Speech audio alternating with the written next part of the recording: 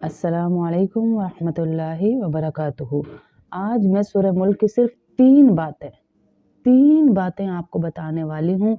اگر آپ میں سے ہر بندہ سورہ ملک پڑھنا شروع کر دے تو اللہ پاک اس کی زندگی بدل کے رکھ دیں گے۔ ایسی یہ 3 راز ہیں، اگر آپ کو پتہ چل جائے تو آپ کبھی سورہ ملک کو چھوڑے ہی نہیں۔ اور میں صرف آپ لوگوں کی فرمائش پر یہ بالکل آسان تجوید میں ریکارڈ کر رہی ہوں کہ ہر ماں بہن اپنے گھر میں اسے کھولے اور کھول کر پڑھے کہ کہاں کہاں ان کی غلطیاں، روزانہ کھول کے پڑھ لیں اس کو، اور تو اللہ تعالیٰ اس کی زندگی کو بدل دیں گے۔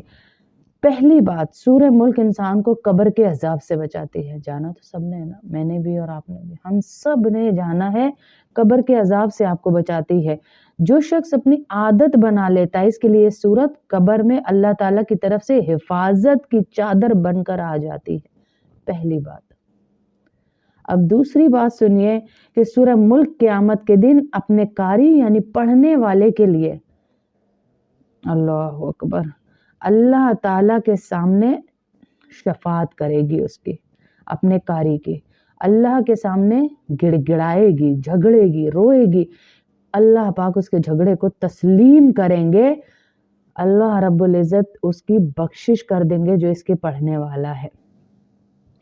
تیسری بات، سورہ ملک کی پابندی سے رزق میں، گھر میں، صحت میں اور زندگی کے ہر معاملے میں برکت آتی ہے۔ گھروں کی پریشانیاں اللہ دور کر دیتے ہیں۔ جس گھر میں ہر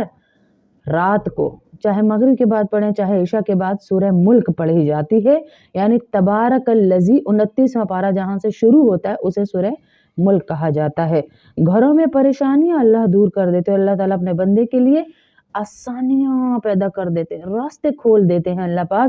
اس لیے آج سے وعدہ کیجئے کہ انشاءاللہ ہم سب روزانہ اپنی عادت بنائیں گے اور سورہ ملک کو انشاءاللہ پڑھ کر سوئیں گے، تو آپ دیکھیں آپ کی قسمت، آپ کے حالات، آپ کی زندگی کیسے بدلتی ہے۔ سورۃ الملک مکیہ۔ بسم اللہ الرحمن الرحیم۔ تبارک الذی بیدہ الملک وہو علی کل شیء قدیر الذی خلق الموت والحیاة لیبلوکم ایکم احسن عملا وهو العزیز الغفور الذی خلق 7 سماوات طباقا ما ترى في خلق الرحمن من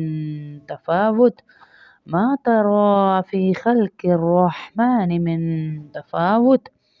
فارجع البصر هل ترى من فطور ثم ارجع البصر كرتين ينقلب إليك البصر خاسئا وهو حسير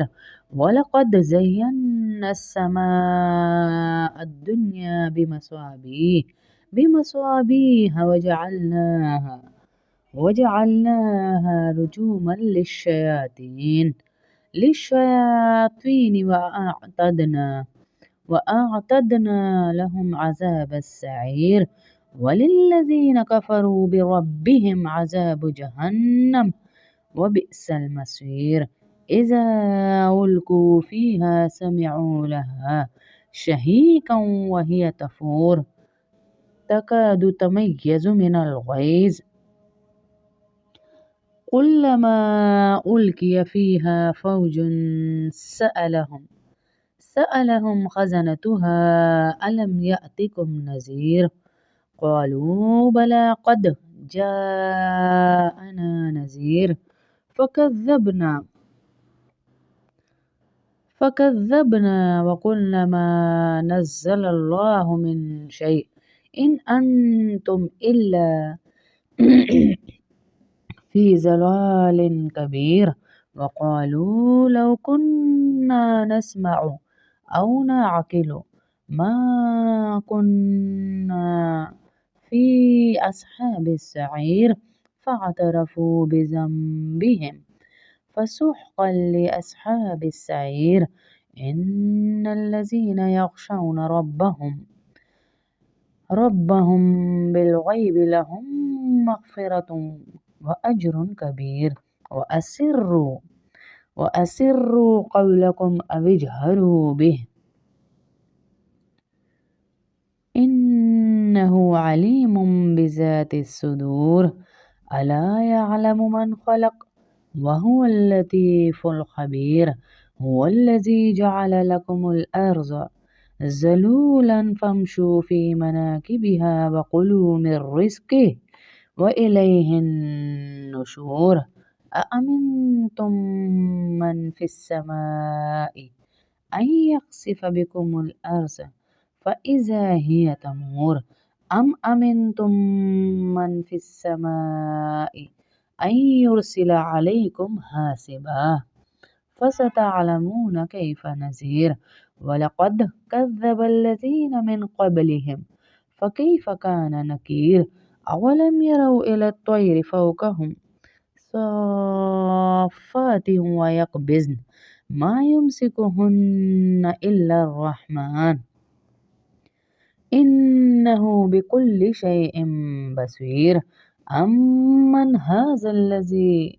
هو جند لكم ينصركم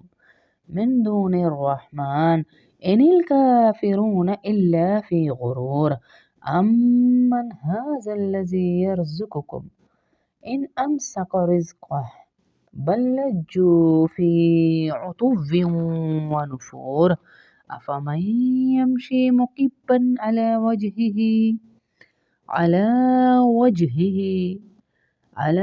وجهه أهدى أمن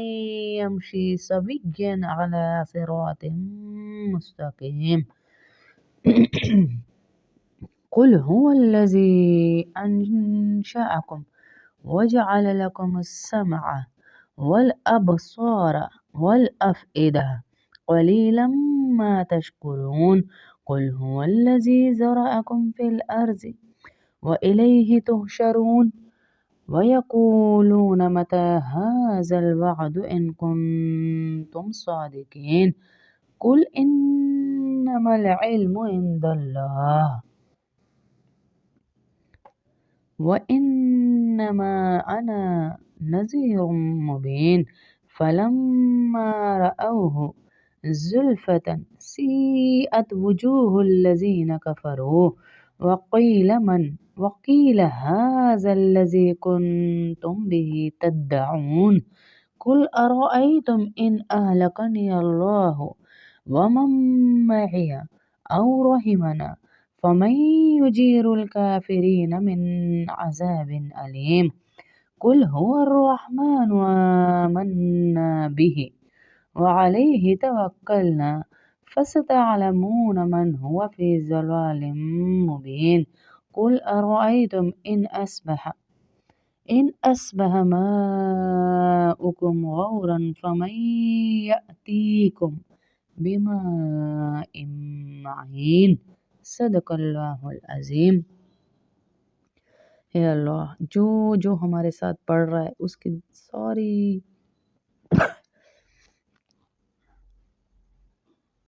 اے اللہ جو ہمارے ساتھ پڑھ رہا ہے اس کی ساری پریشانیاں ختم کر دے، اس کو عزتیں عطا فرما، اس کو عافیت عطا فرما، جو سیکھنے کی کوشش کر رہا ہے اس کو عزتیں، عافیتیں، برکتیں عطا فرما۔ اے اللہ تمام پریشانوں کی پریشانیاں ختم فرما، جس نے دعاؤں کا کہا یا اللہ ان سب کی دعائیں قبول فرما۔